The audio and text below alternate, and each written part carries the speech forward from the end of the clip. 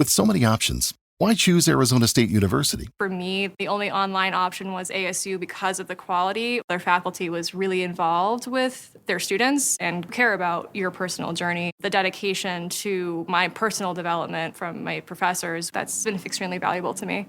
Earn your degree from the nation's most innovative university. Online.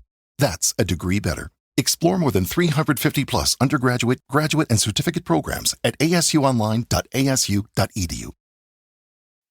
So I think if you're in a relationship and like, I hate to say it, but like if something seems too good to be true, maybe it's we have to be able to give ourselves the grace and permission to step back and look at it from a bird's eye view, like zoom out and be like, is this too good to be true? Like, this doesn't make sense. And again, like I said earlier, we ought to be able to have those growing conversations with our boyfriend, husband, partner, lover, and not walk away feeling like it's our fault and feel bad. And when I think back to a lot of my time with Jace, like I felt bad a lot. Like in the moment, I felt bad, but I would cover it up because naturally I'm just a positive person. I'd be like, okay, like I guess we won't figure that out today, or this is just part of being in a relationship. Like, but it's not. That's Heather Rovet, a Toronto real estate broker who found out that her common law partner was not who she thought he was. This is the Silver Linings Handbook podcast. I'm Jason Blair.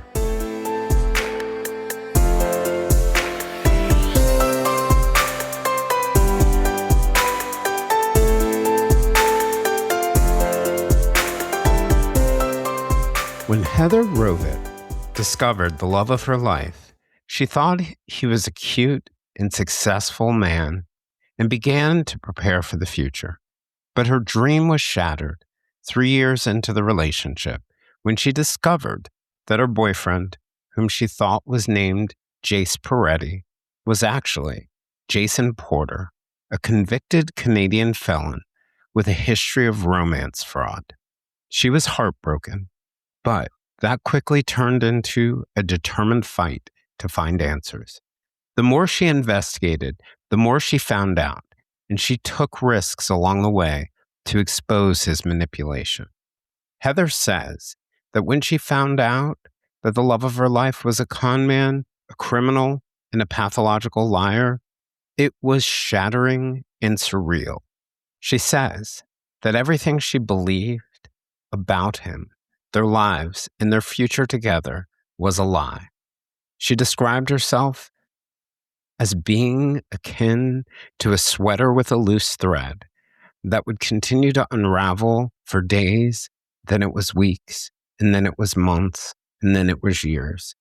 Heather even went to the police, but became convinced that they would not or could not do anything. She found out that Porter had done this many times before to many Canadian women. In fact, before he remade himself, Jason Porter was all over the news in 2012, given the nickname of Online Romeo. Heather and Jason met in 2018 when Porter, then a maintenance man, came to her condo in Toronto. Over time, she found him to be charming and attentive, and he quickly became her romantic partner. What she didn't know was that Porter used numerous aliases to create the illusion of a stable and successful man. But behind the scenes, he ran a sophisticated romance fraud operation, sending identical scripts to his targets, love-bombing messages, and choreographed seduction routines to dozens, if not more, women. In all, Canadian authorities haven't figured out his final take, but if you listen to the women who discuss it now, it was hundreds and hundreds of thousands of dollars. He often claimed he was a contractor or a businessman or someone with a complicated past, which allowed him to play to the sympathy of women who grew to trust him. With Heather, he had, according to prosecutors, stolen her mother's jewelry and other valuable possessions. As inconsistencies piled up like snowdrifts on a door you could no longer pretend was open, Heather decided to access his email account, which led her to discover messages to other women that mirrored the exact romantic lines he used on her. Instead of retreating into her sadness, Heather tracked down other victims, collected evidence of his modus operandi and financial fraud, and helped build a case that ultimately put him behind bars in September of 2021. Her transformation from victim to investigator is featured in the Amazon Prime Video docuseries Rom-Com, Who the F is Jason Porter, which followed Heather's journey and features interviews with multiple people Porter deceived. Now Heather advocates for awareness around romance fraud and emotional manipulation. And she's joining me here today to discuss that and more.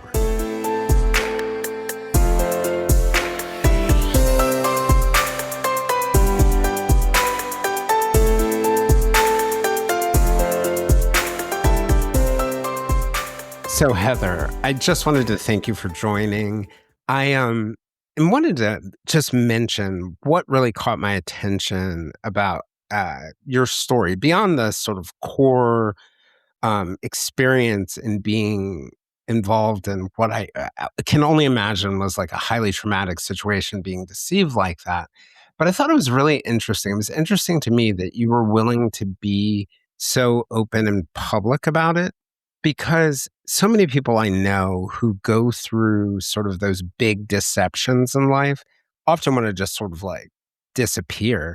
And Mhm. and I totally respect everyone's right to do what works for them, but also at the same time appreciate someone being vulnerable and someone being able to be there and get out there so the other people who experience difficult things can see that it can get better.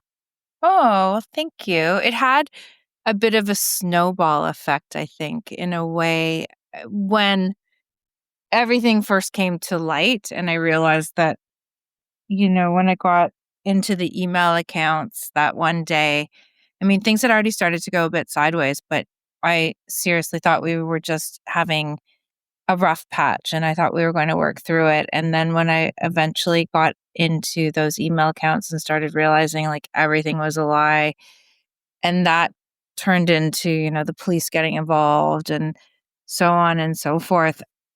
When the police basically forced me from my own home and I had to leave because, according to the police, he had rights to live there, even though I was trying to get them to see that everything about him was a lie and basically fraud.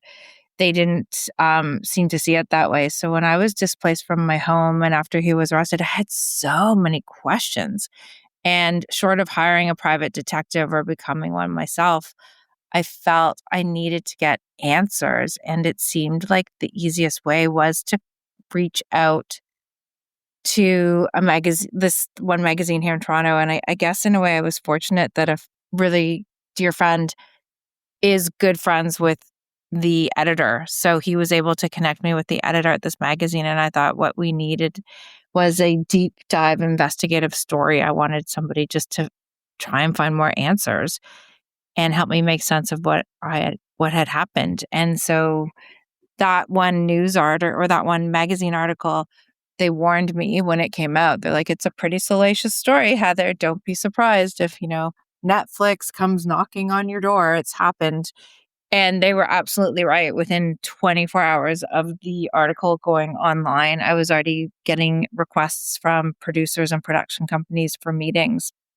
And it took a while to land with the right production company, but it just sort of it became something bigger than me. And then all along the way, I kept connecting with more victims, and the more people that came forward or reached out to me, the more I knew this had to be told, because simultaneously to all of that going on, we started going through the Canadian criminal justice system, and it just took so long. And I knew that whole time he was still up to no good. So I was like, this Hmm. just seemed like, on one hand, the best way to get answers, bring me some peace by learning those answers, and getting not, I actually shouldn't use the word. I was going to say revenge, but it was never about revenge. It was about a warning. Like I never wanted anyone to go through the kind of pain that I went through. And I felt by exposing him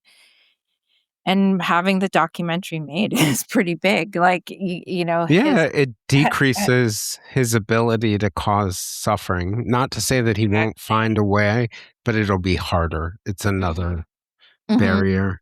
Henry, our incredible director, Henry Roosevelt, he's just amazing. His goal, he hated Jace. Like he never met him, and the production did reach out to him several times to see if he wanted to be interviewed and tell his side of the story, but he didn't. But from hearing my side of the story and meeting the other victims, and then just seeing all the raw footage I had on my phone from Jace making videos of us all throughout our relationship, he hated him. And he's like, I want my goal to be so that guy can never show his face in public again. And the cool thing is, even though I feel in some way very let down by the criminal justice system, I do believe that the court of public opinion carries a lot of weight. And I Oh, think yeah. he will live, well, I hope he lives in shame in a way, but the truth is because he's such a narcissist psychopath, he doesn't really feel any empathy or emotion. So who knows? He's in jail now and he's probably like learning new tricks of the trade. Right? It does happen. But I mean, there's something to be said for, there are all sorts of reasons why people should face the criminal justice system. One of them is really at the core of what you're saying, incapacitation, because when they're incapacitated, it's really hard to harm someone. And I also do think that I know you said the word revenge isn't what you're getting at, but I think there is something about, let's say, the concept of retribution that balances the scales. Yeah, that balances the scales. You said something earlier that really caught my attention. You were talking about like meeting the other victims, and I know you're talking about his other victims, and then getting all the calls from the producers. I was wondering, have you had just regular people who have stories like this who have reached out to you Yes. to share them? Because I imagine for some of these people, you might be the kind of person that they have one of their first detailed conversations about it with. I have to say, after the documentary came out, I started getting messages mostly through my social media accounts from people all over the world. I'm not kidding, from Brazil, from New Zealand, from Denmark, and mostly women. There were a couple men, and they have their own version of what I went through. And I've said this all along. I'm like, I am not special. My story isn't unique. But I guess by being brave enough and bold enough to go public with it, it gives it a face so other people can lessen their shame and embarrassment and feeling so alone, because it is hard when you get duped. You feel pretty stupid at first, like in the very early days when I really realized it all. I mean, there was so much going on. It was so crazy, but it's like this pit in your stomach that I felt really, the first few weeks after I learned the truth, I felt like I just wanted to scrub my skin, and I just felt gross. I felt dirty. And I think that was the shame I was holding on to. But I felt like no matter how much I scrubbed, it wasn't going to go away. And it did. It took a lot of time and a lot of therapy and a lot of self-love and self-care. But I did realize it wasn't my fault. But I think all too often women, especially, will blame themselves and say, "Oh, it was my fault. I should have seen this. How did I miss it?" Or, in my work, I've realized that men also blame themselves too. It's just women are willing to admit it. Guys tend to like hold it in a little bit more when they get duped. And one of the things that, when I was thinking about your story, I was kind of anticipating that idea of potentially blaming yourself. And I was just thinking about, the reality is, predators among us, among humans, within the human species, they look pretty much like everybody else. And I think that's a great warning for people, but it's also a reminder, as people are beating themselves up about being duped or fooled, is that predators look just like everyone else. And there's, probably nothing you can, and then there's another aspect, very little that you can do. But another aspect of it, I think, is predators would not do what they do if it didn't work.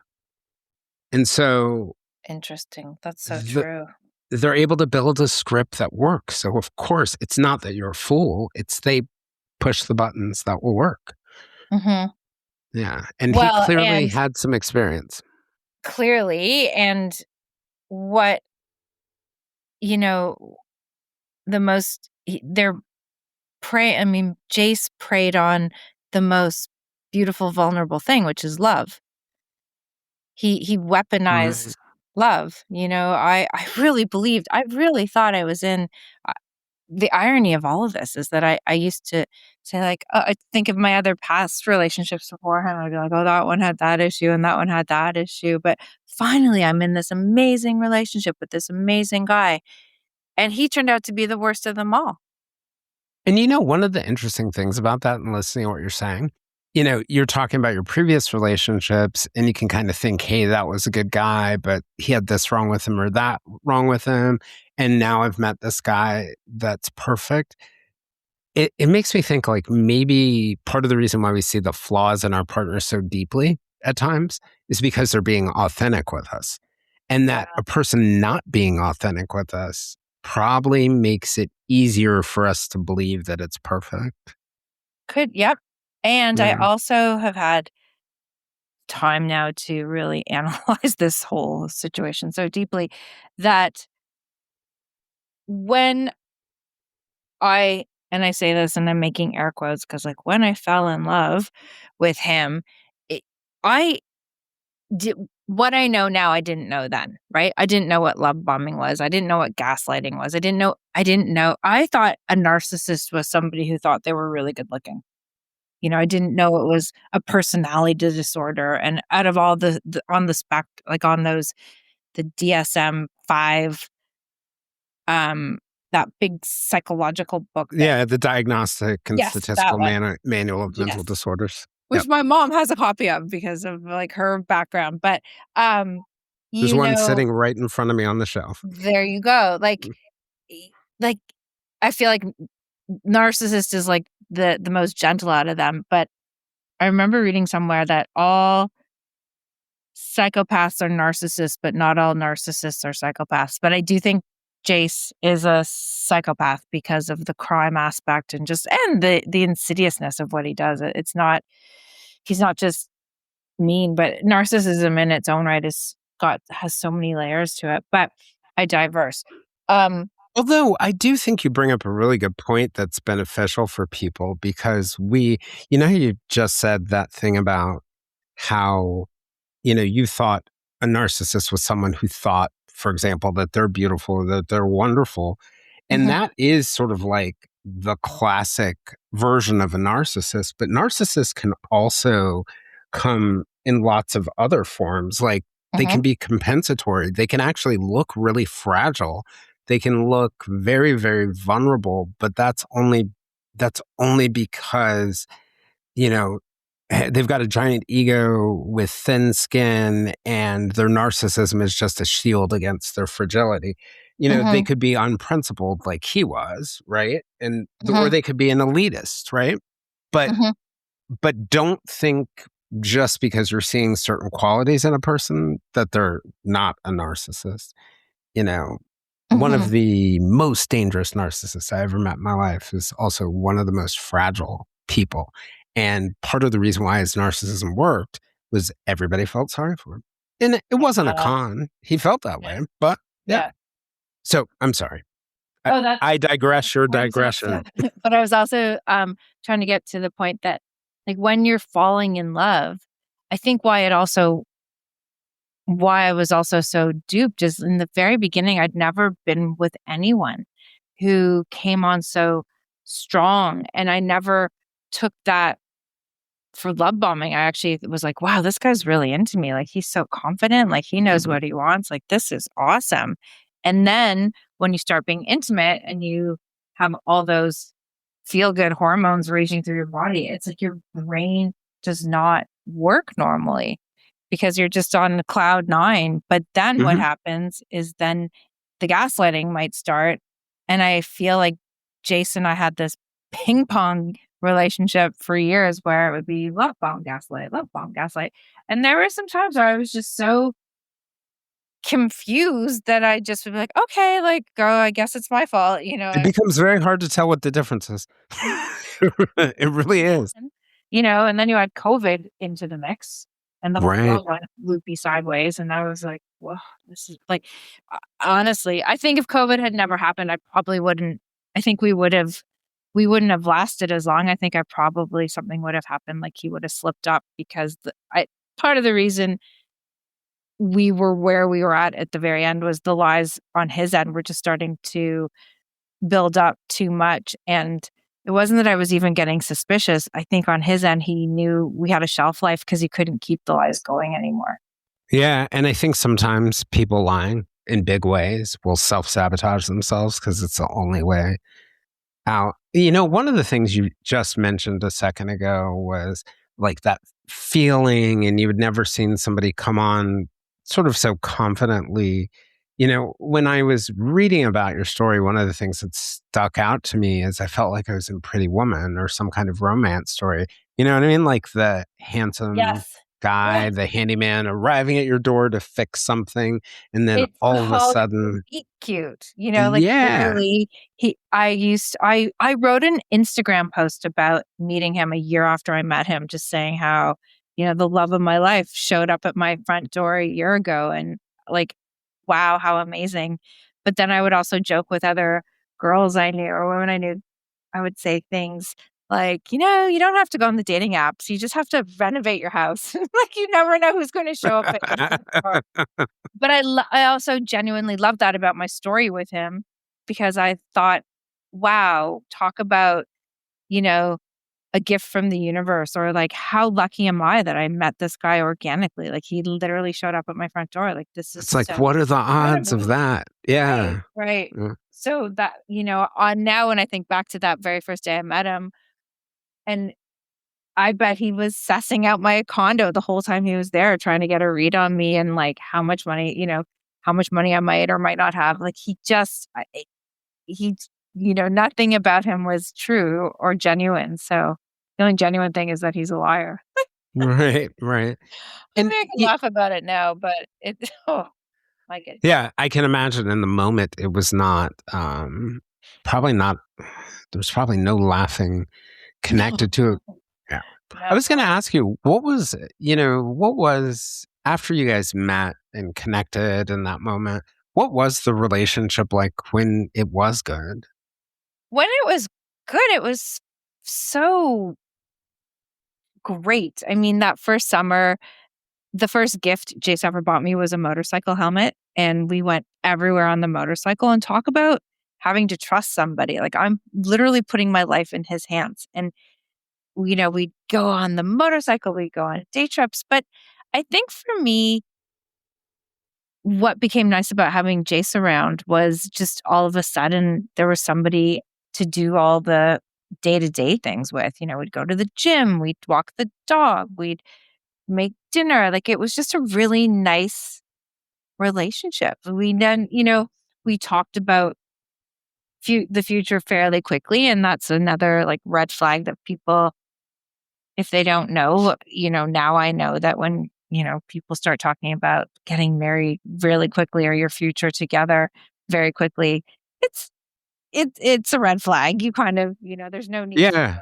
down the road. But It's always, I think a good rule of thumb is, has this person been around long enough and interacted with me enough to actually really get to know me on that deep level that I don't normally share with people? And if it's coming before then, either A, the person's just being premature, or B, it might be something unhealthy.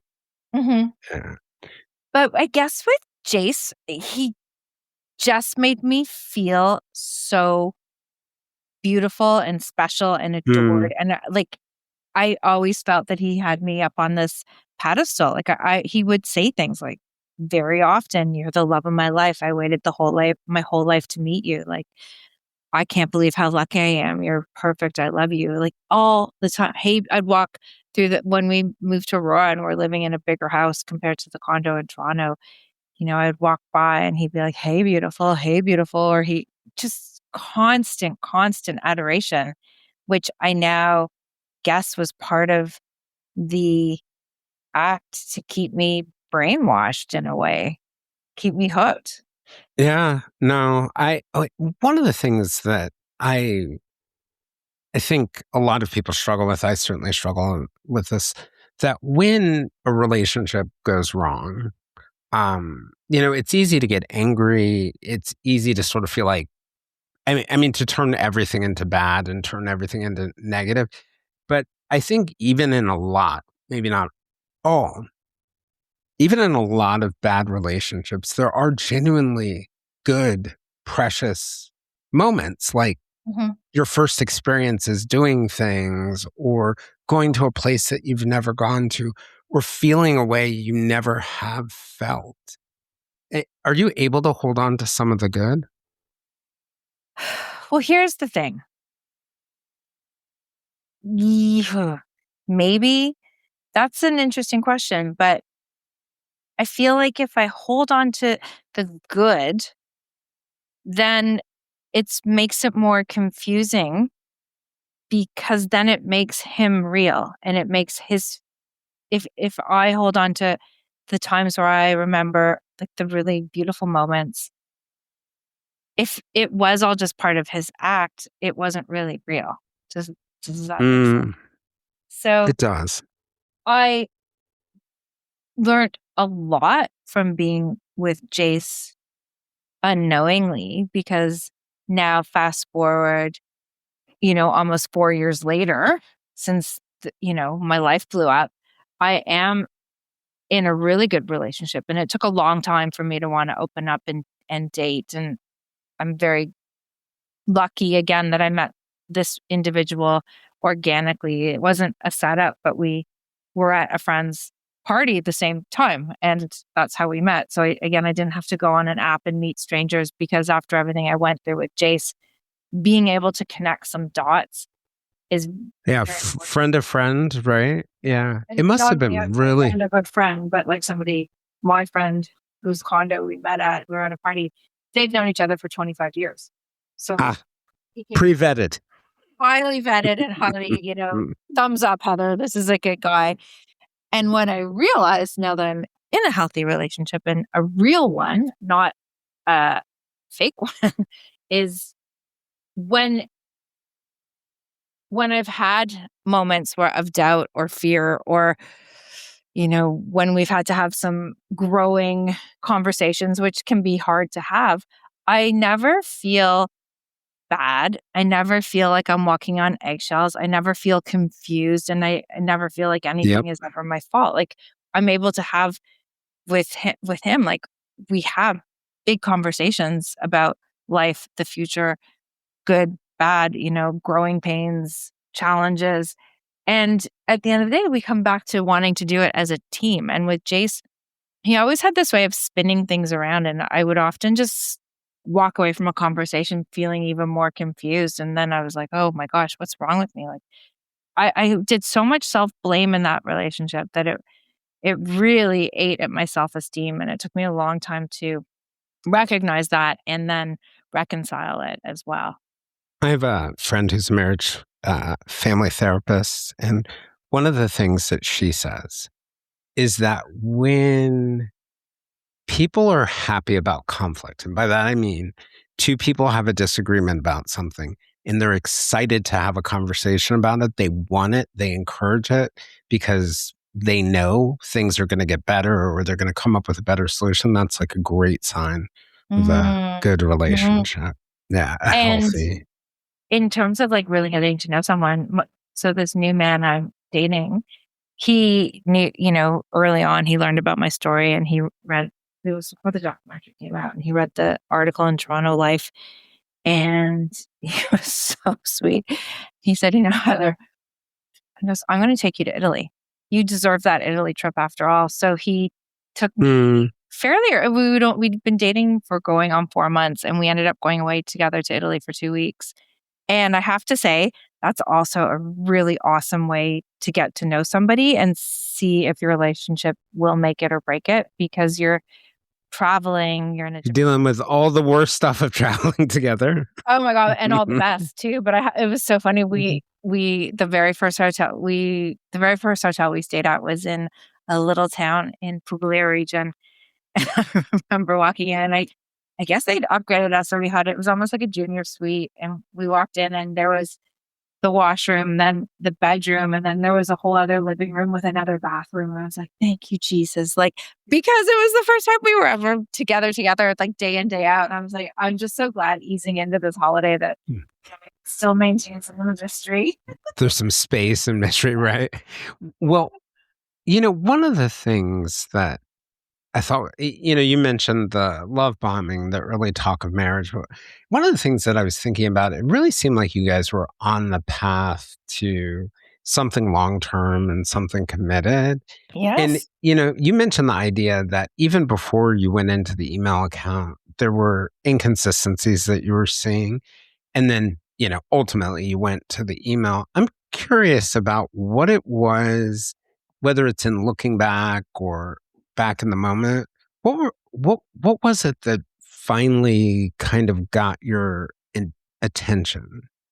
Well, what had happened was by July 2021, which was right around our 3-year anniversary mark, it actually started with his son, and all of this, it was this whole thing around, he came home one day and he was really excited, and he said, hey babe, I just took us out a seasons pass membership to Bruce's Mill Conservation Area. And it's this sort of mini provincial park very close to Aurora. And they have treetop trekking and paths where you can go hiking and mountain biking.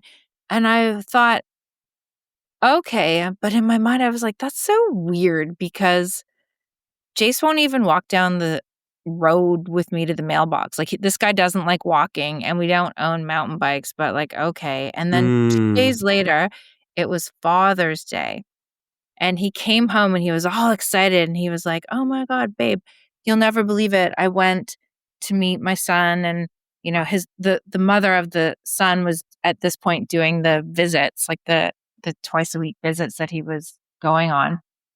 And he had this cockamamie story about how it was Father's Day, and the first place they went to was so crowded, he suggested they go check out this provincial park. And he's like, you'll never believe it, there was a BMX track there.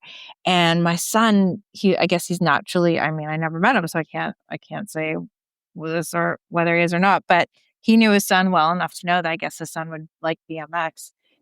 And within days of Father's Day and his son going on the BMX track, he started, they bought him, I pretty much bought him all the equipment and the license, because it all got charged to my visa. But all of a sudden, like, the parenting schedule changed, because he was like, we're going to co-parent, and he's going to get into BMX, and this is going to be great. And when that happened, he started to his visits started going later, and he just started to be a little bit more aloof and disconnected. Exactly. And fewer details.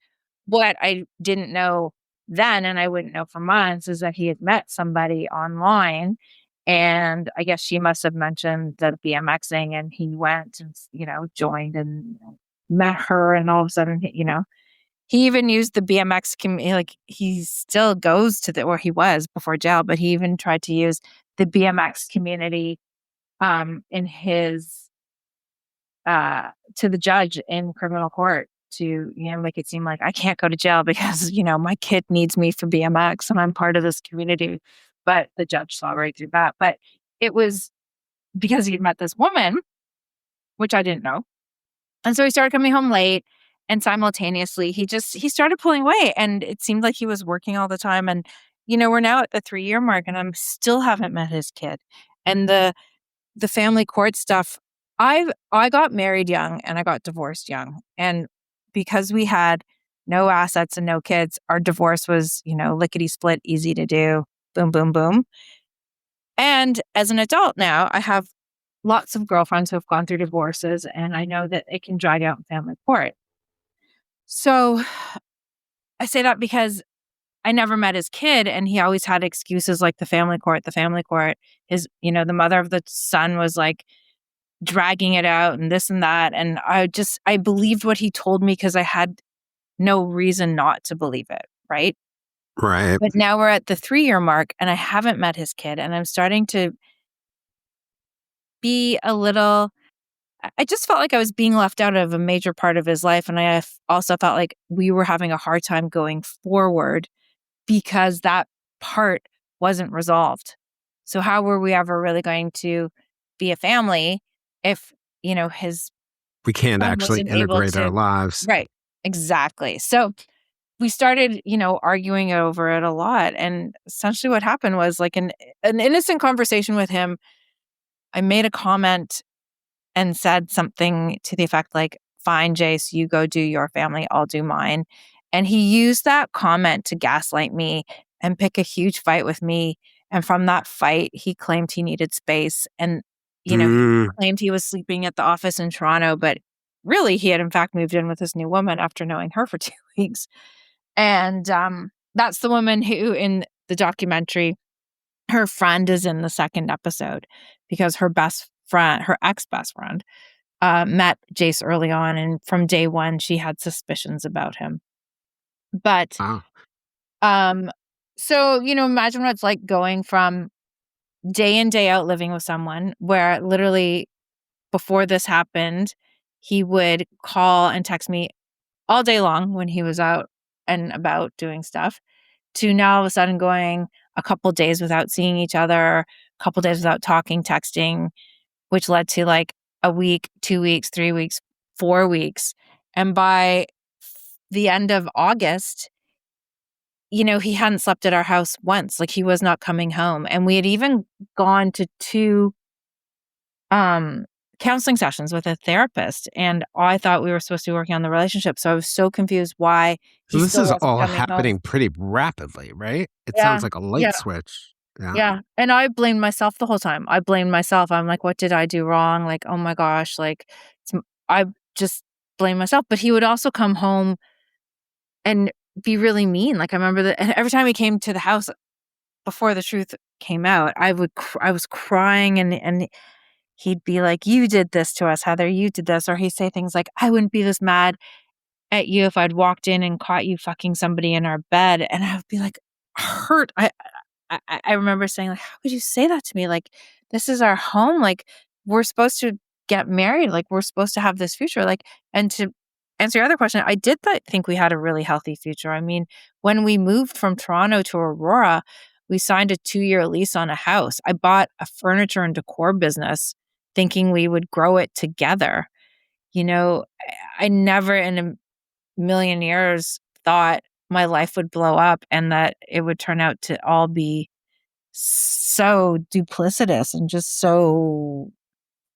such a house of cards in a way, like just so many lies. So by the end of August, well, it would have been early September. It was Labor Day weekend. Like I just couldn't understand why this was happening. And, I didn't have anyone to talk to about it because my friends, nobody really knew him. I didn't know, short of, I guess, maybe I could have called the mother of his child, but I didn't want to do that because there was the part of me that I guess wanted to believe that it was just a fight and we were going to work through it because I still wanted my life. I wanted my life with the him I thought he was to go forward. I wanted to build a successful business. I wanted to have a backyard wedding in Aurora. I wanted, to be a stepmom. I had all these dreams, and all of a sudden, everything's looking kind of shaky. And so the day I did eventually get into the computer. And when I say get into the computer, I had bought a desktop Macintosh for us to share. And so he had his user and I had my account. And whenever I would log into my account, it was basically reading everything from the cloud or off my laptop. And where we lived in Aurora, the internet was so slow. Even though it was high speed, it was so slow. So if I ever tried to log into the desktop Mac, for me, it was just painfully slow. So I would just give up. And this one day on my laptop, I went to a website and it asked me, I must have had to fill out like a username and password. And then it said, do you want us to save the password? And I said, yes. And then it opened up in Chrome. A sheet popped up and all of a sudden, Jace used to use my computer all the time. Like he would have the big one and a small one going because I guess he would be working like on many dating apps at once. And I noticed a pattern with his password. So I thought, I'm going to go try this in the computer.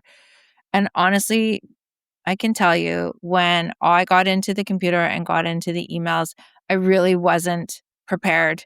Like I didn't think it was going to be what it was. I don't know what I thought I was going to find there, but I didn't think I was going to find that he was on every dating app and had been our entire relationship. And I didn't think I would find my mom's stolen jewelry in his email accounts because he was selling it. Like it was pretty bad. And I was just like, all of a sudden, it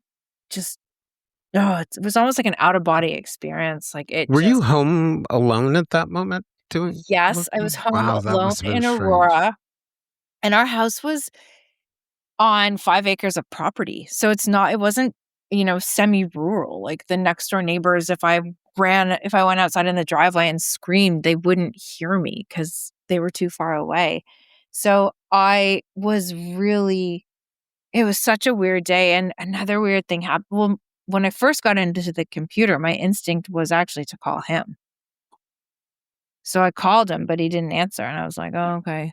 And I just for hours kept like reading email, like going through everything and screenshot after screenshot. I was like, I've got to get this off the computer. Like I need Yeah. to document this. And then I remember looking up and our house was set about 200 meters back from the road. So I'm not sure what that is in feet, but it was pretty far back there. And broad daylight, a coyote ran right in front of my office window. And I was like, whoa. And that was weird. And I actually have pictures of it. And I then would later, not that day, but a couple of days later, I looked up, I have these medicine. And that's about 650 feet. So. Oh, wow. That's pretty far. Yeah. So Yep.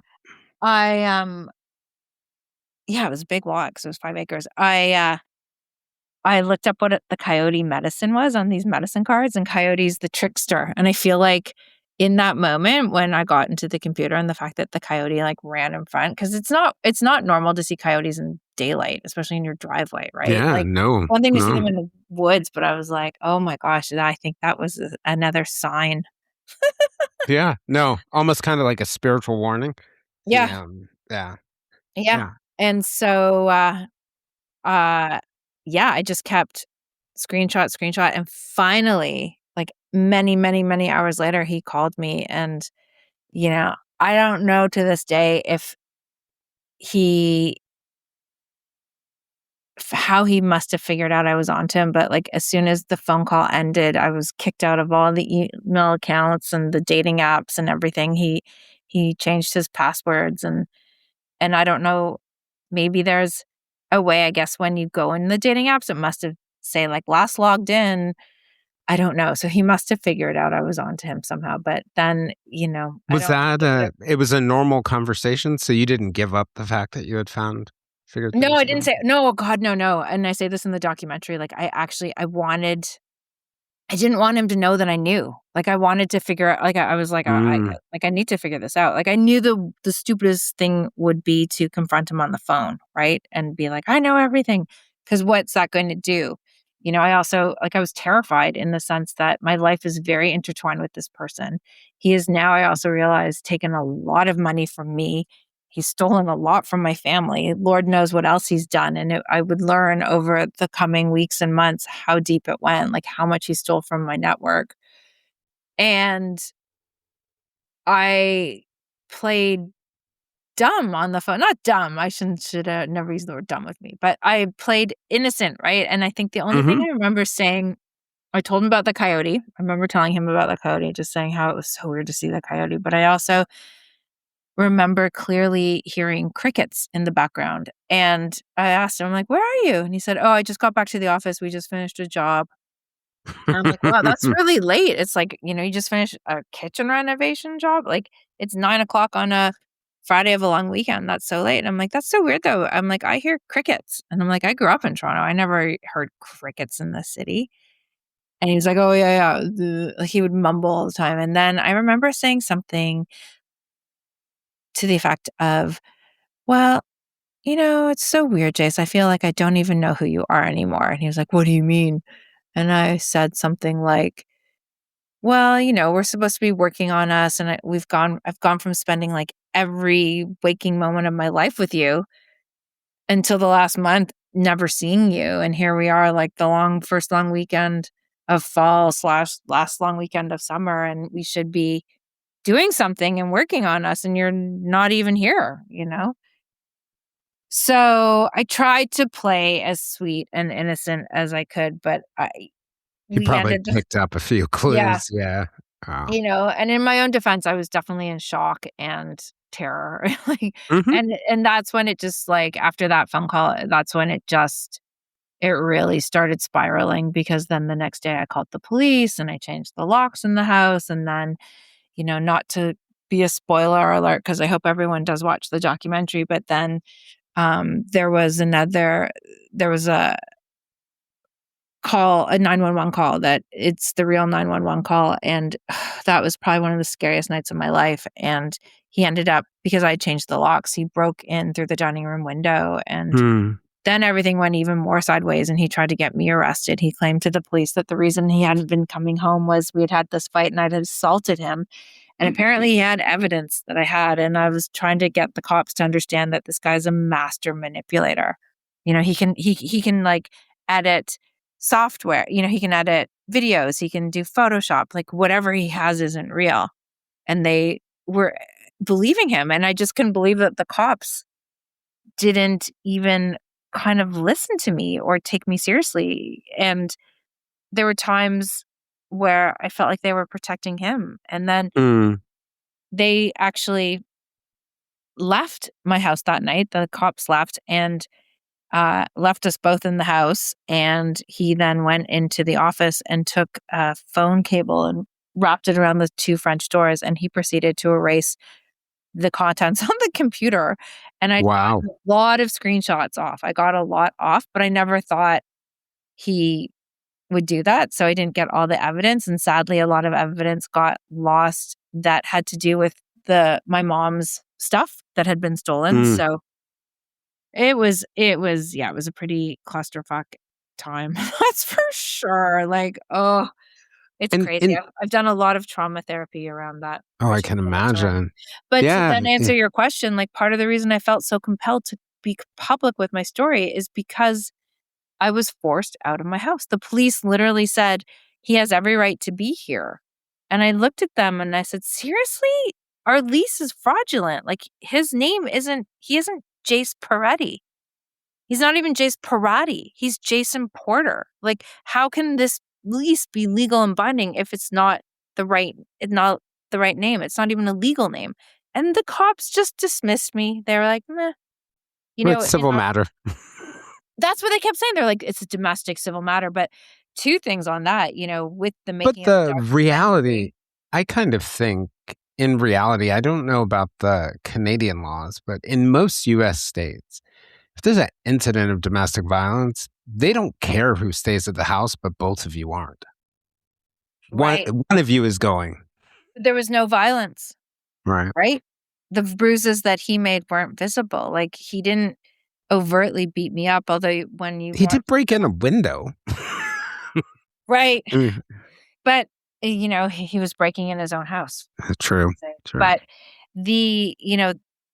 that because the cops treated me so poorly and really chalked it up to. I remember asking them the day before when they came to the house, I asked them for if I could get a restraining order. And although people would say like a restraining order is just a piece of paper and it might not protect you, they literally laughed at me. They asked me, has he hurt you physically? And I thought about it and I was like, well, no, not on purpose. But when you watch the documentary and after you watch these scenes, we'll have to have another conversation. He used to do this really sadistic thing where he would sit on me. I'd be lying on the couch or the bed and he'd come and sit on me right on my diaphragm. And so first of all, I'm having a hard time breathing. And I would start turning red and he's the whole time videoing this. He's making these videos of him sitting on me. And then he starts tickling me and his fingers, he was strong and it would hurt and I couldn't breathe. It's a domination thing. Right, exactly. Like it's a sadistic domination thing. And I'm kind of laughing because in my mind, it's like, oh, it's how we, it's like a love play thing. It's like, we're just fooling around.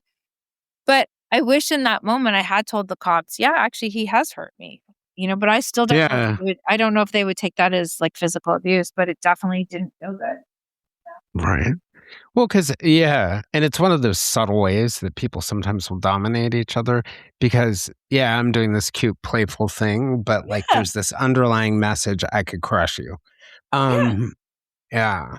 One of the things that I thought was really interesting in general, and I mentioned this a little bit earlier, that a lot of people in this situation would like yell and scream, or they would kind of run into a hole and hide. But you decided to kind of like dig in and find out more about him and then eventually go public. But you decided to dig in. And I know you worked with the magazine on that. But was that what motivated you there? Was it you just wanted to get at the truth for yourself at first, or? I wanted to get at the truth for myself. And I wanted, if the cops didn't think he was a danger or a threat, I wanted to stop him. I wanted him to not be able to do this anymore to people. And I needed answers. Like I needed answers and I wanted to make sense of what had happened. And so without answers, I couldn't really. And I feel like by exposing him, it's definitely now slowed him down because now he's in jail, not for long enough, but it's definitely slowed him down. But I'll tell you this, in January of 2025, the day that the trial part 2 was supposed to start almost exactly a year later. And that's a whole other story, which, when people watch the documentary, they'll pick up on this, but he ended up pleading guilty. And I think it's because he knew his lawyer probably was like, the evidence is just too good. Like you won't win this. Like it was going to be a jury trial. It could be worse, right? Yeah. And so he pled guilty. And the very next day, I'm down in Florida with my mom. And the very next day, I get a Facebook message alert. And I don't know if you're aware of these groups on Facebook, but they're called Are We Dating the Same Guy? And women post pictures. Right. He was posted like the very next day. So that showed me the guy's never stopped. He's been on dating apps the whole entire time. Even after. What was it that finally got law enforcement's attention? Was it the theft piece of it? What was it that you brought to them that, okay. That's Tell me about that. He's only in jail for stealing my mom's stuff because what he did to me is not considered a crime. No, I know. It's viewed as financial manipulation. That would probably be chalked up to civil. And to be honest, I had to hire a lawyer, a litigator to help. After he was arrested for my mom's stuff, it left the house in Aurora in this gray area.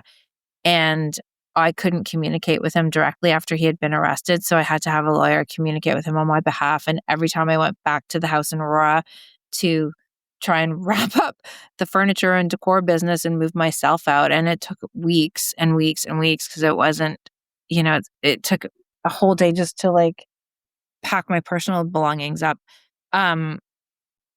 I had to be escorted in by the police. He made it very, very difficult for me. Like he did not make it, a gentleman would have been like, my lawyer called him one day and said, Heather's going to be coming by the house to pack up, the furniture, the showroom. Because I had turned the entire lower level of the house into the furniture business because it was a 3,000 square foot basement walkout. So it really was at ground level, and it had 14-foot ceilings, and it had this like cool industrial look to it. So I made it into this furniture showroom to try and sell all the furniture I'd bought. And,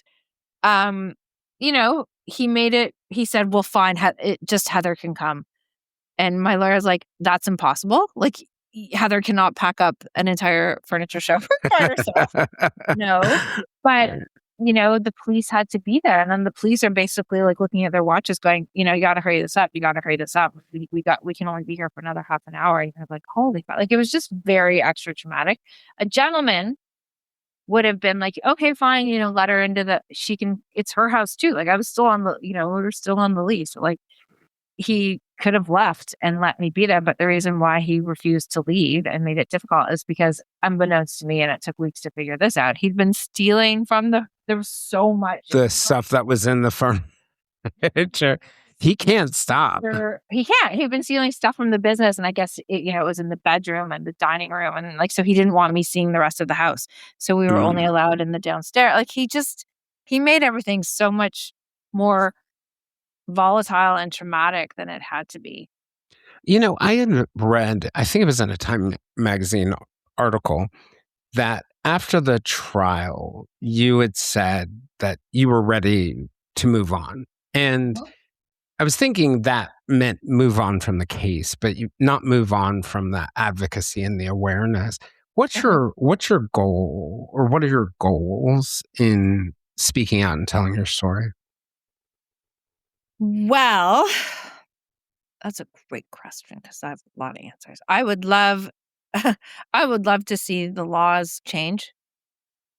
I would love to get in front of police officers here in Canada and tell them my story firsthand, because I feel like how they responded to me in the first place, had it been a different response, could have changed the entire outcome of my story, and I wouldn't be sitting here today talking to you if things had been handled differently. Like, I know in Canada and the United States, they are trying to make coercive control a criminal offense. And if my story can help in any way, really solidify that, if now my court case that we went through with my mom, because the judge did reference the notion of intimate partner betrayal as, although that's not the crime, it's factor right for sentencing. And so if that can help now be case law going forward, because we know there's going to be other women, not from him, but also like, there's many Jaces all around the world. I really hope that by sharing my story, it softens the blow for other victims and takes away from their pain and can create a sense of community and camaraderie. And I also hope that through getting behind my story and turning this pain into something purposeful and powerful, that it can be a source of inspiration. Yeah. I'm very excited. I actually recently signed with a literary agency, and I'm working on my memoir around this. Congrats. Thank you. It's harder than I thought, but it's very rewarding because I do think, after everything blew up, somewhere in the midst of that, I turned 50 and I was like, oh my God, I'm so old. Like, what has happened? Like, where did the last 5 years of my life go? Like, what happened? Like, oh my God, this isn't where I thought I wanted to be when I was 50. Like, I'm homeless. I'm like dealing with such a financial headache because of the mess he left. And he took so much money from the business. Like, he basically lived off of my company, and I wasn't paying close enough attention. But I decided for my 50th birthday to give myself the gift of going away. So I went to Thailand for the winter in 2022. And and it was such a hard time to travel because we were still in COVID and Thailand had just opened up to tourism. So I had to have a COVID test before I left, a COVID test on arrival, and then I had to quarantine in my hotel for 24 hours. And I finally was out of quarantine and I was in Phuket and I was sitting by the pool and I was traveling with my Kindle because I thought that would be the smartest way to read instead of books. And I wanted to read something that was going to make me feel better and understand what I'd been through. Essentially, I wanted to read my story with an ending, with a happy ending. And I couldn't find anything. I could find books on narcissistic abuse and I could find books on psychopaths, but I couldn't find my own story. So that's a big It's a great sign that you should write it. right. Well, Because there will be another woman one day who's maybe not exactly like my story, but close enough that she can read it and she'll understand. or And may see some of the early signs. I feel like yes. talking about these things like gaslighting and love bombing, even though they become sort of cliche words, but when you actually define things like that, I think it can be really helpful and it can cause people to pause and go, wait a second, or coercive control.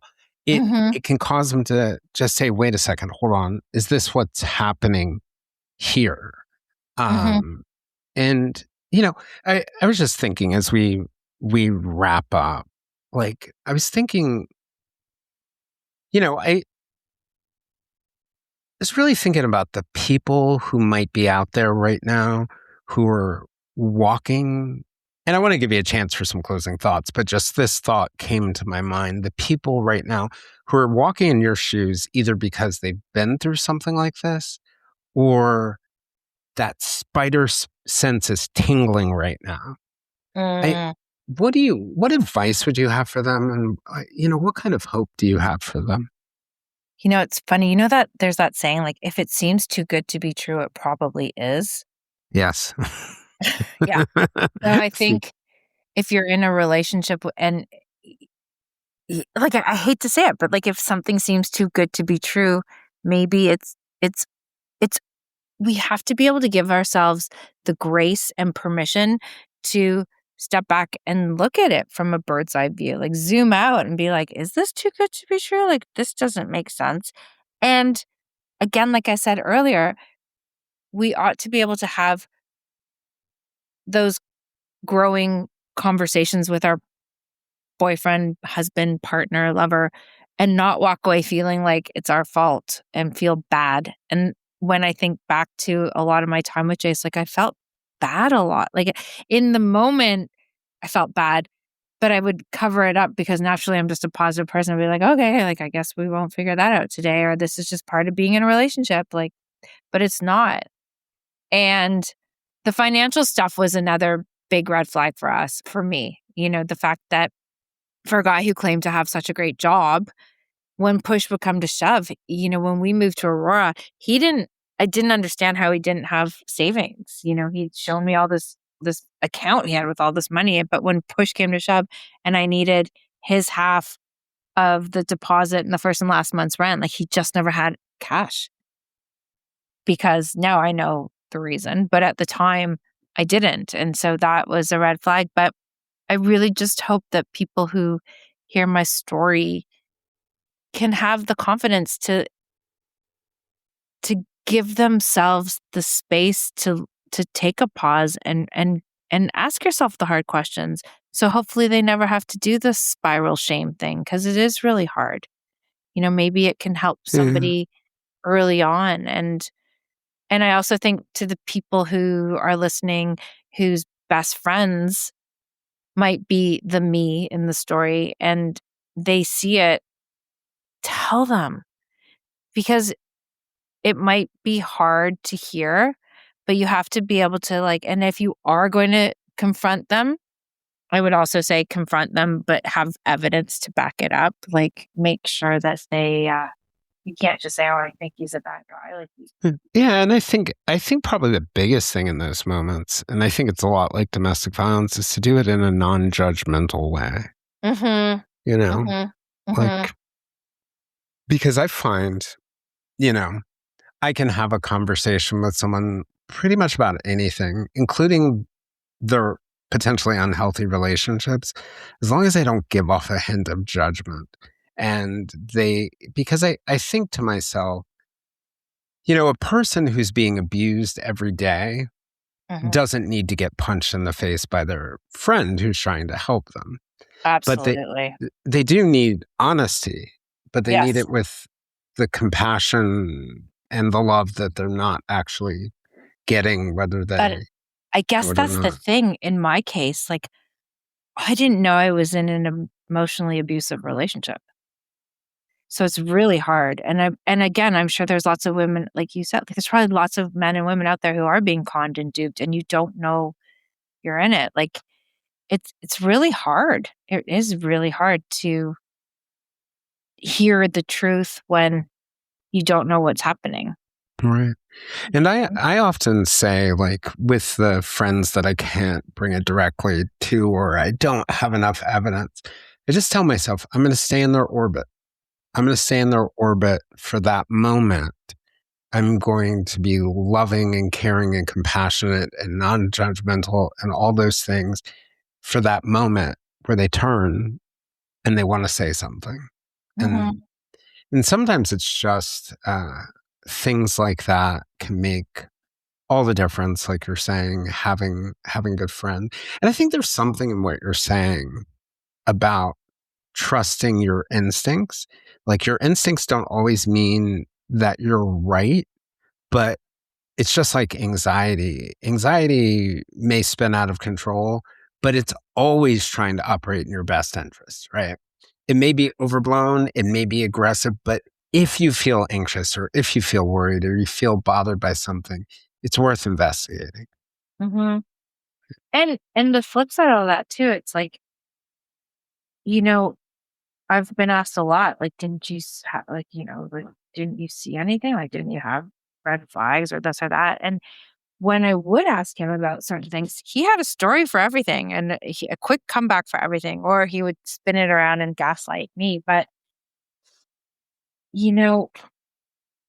I wish I had been able to give myself that space to maybe pause and be like, is this such a, like, I think I wanted the relationship so badly to be what I wanted it to be that it's almost like it was like a square peg in a red hole. Like, I was like, it's going to work. We're working. I think I was so wrapped up in that I didn't give myself my intuition, the space to rise. And I think towards the end, my intuition started creeping in a little bit. Like some things happened that just, I think, like, I'll tell you that. I mean, this isn't even in the documentary, but there was this one time, and I remember it so well. It was in April, because I have every text message he ever sent me still. Like, they're on my old phone. I have since gotten a new phone, but I didn't want to delete anything, and it worked in my favor. And it's actually pretty crazy when I go back now, and if I reread every text message, like our entire conversation over 3+ years, you can see the gaslighting even in the text and the love bombing. But there was this one time we were in the bedroom, and he came out of the shower, and he was just wearing a towel, and like, I'm not gonna lie, he had a pretty chiseled, decent, like, he had a good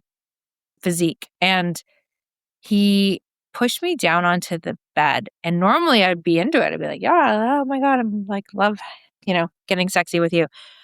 But he was on top of me, and all of a sudden I took my hands and I started pushing on his chest. I'm like, get off me, get the fuck off me. I like freaked out. And the look in his face was just like, I don't know if it was like dismay or what, but he was just like, whoa. And here's where I was being abused and didn't even know it. You didn't even realize it. But something inside of you did. I felt awful in that moment when I was like, get off me. All of a sudden, instead of going, whoa, what's going on? I'm apologizing, saying, oh my God, I'm so sorry. I don't know why I did that. Wow, I'm so sorry. It's my fault. It's me. I blamed myself. Well, there is this, like, and I think you've hinted at it in a couple threads, like with the point that you made about how you were telling yourself, well, we're working on it, it's okay. In Mhm. psychology, there's this concept called the escalation of commitment heuristic, where the more you commit to an idea, the more resources you invest in it, the harder it is to see it's a bad idea.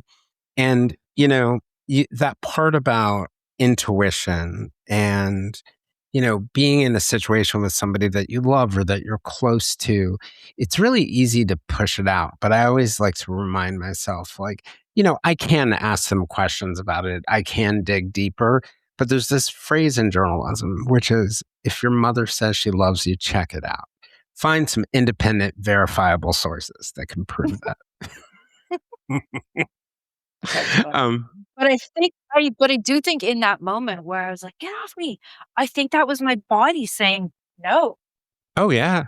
Yeah, for Like, sure. "Don't you need to start saying no, like, no." And it took me months to realize that because There was a part of you that knew. but then I remember calling a girlfriend and crying, going, "I can't believe what I just did. Like, oh my God, I made him feel so bad and I feel so bad. And I like, I pushed him off and like, I don't understand. Like what, like that in that moment, I think that was one of the early signs of like something, but I didn't know it yet. Like I didn't know to listen to that as a message or a warning. And, but my body did. My Yeah. body was responding before my brain, which is kind of crazy. Mm. Listen to yourself. Yeah. That's Yeah. I think And I that's think one of the that's morals. also another good piece of advice is like trust yourself, like people, like, love is beautiful and love exists, but like it's okay to trust yourself and your intuition and, if the relationship you're in goes sideways, you are going to be okay. Like you will be okay. It's not going to be easy at first, but it you just have to give yourself the self-love, the compassion, kindness, and Grace. grace. Give Such a yourself beautiful grace. world. Yeah. Yeah. Well, thank you so much for your Thank time. you. What a I great think this conversation. will be yeah, and I think it'll be beneficial for people because I think these kinds of things show up in so many aspects of our life. It might be your boyfriend. It may not be that he's making his whole life up. It might be a family member, a relative, or a colleague. Mhm. But I do think, deception creeps into our lives and manipulation creeps into our lives. And I think it's great to be able to listen to your story to get some ideas. But I also think it's great to listen to your story to see and hear from somebody who's healed. And, Mhm. look, we're never completely healed, but Yeah. who's grown from it, who's Yeah. healed from it, and who's probably, you know, better off today than she could have been before this because you've learned so many things about what a real relationship should be like. Totally. Totally. And it's funny. One more thing I would say, I actually feel part of the reason I think I went public is I feel like I have a responsibility to Mm, share my story because I was with, even though I had my Hollywood meet cute, I was with one of Canada's most prolific online predators. Like I felt an obligation, responsibility to share my story because people need to know these things so they can learn from it. yeah.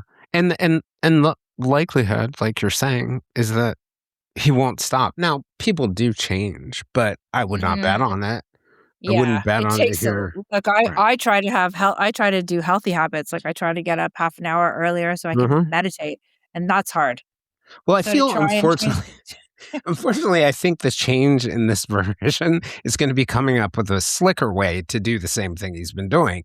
Right. All the more reason people need to pay attention. Yeah, totally. But thank you so much for having me on. This is great. I can't wait to listen to this. You're welcome. This has been a lovely conversation, and I really Yes. appreciate it. And I'm glad you're doing this for people. Thank you.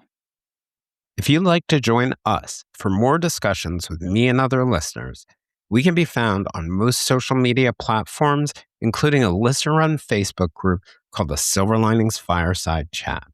For deeper conversations with our guests and live conversations with other listeners, you can also join us on our Patreon at www.patreon.com/the Silver Linings Handbook. I'm Jason Blair, and this is the Silver Linings Handbook podcast. We'll see you guys all again soon.